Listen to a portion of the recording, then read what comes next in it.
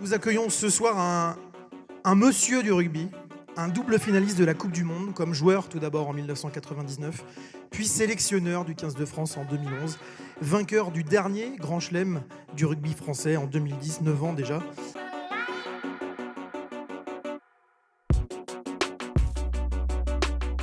Le match va démarrer. Avant ça, il y aura le haka. Vous avez mis en place quelque chose. On respecte ces mecs. Ce sont des joueurs extraordinaires, mais à aucun moment on les craint.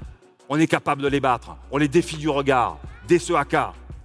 Et dès que le match va démarrer, on joue pour faire mal, en avançant en permanence. Chaque plaquage, chaque mêlée spontanée, chaque molle, chaque mêlée, ensemble, en respectant la règle. Vous avez des qualités. Vous allez leur mettre la misère.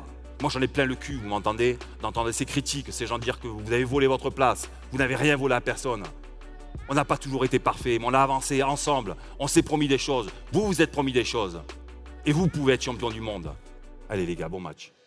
Pour être en parallèle de ce que peuvent vivre n'importe quel groupe, n'importe quelle entreprise, une équipe de rugby, c'est 15 individus, très différents et très complémentaires à la fois, qui partent d'un endroit et qui se promettent d'arriver ensemble à un autre endroit.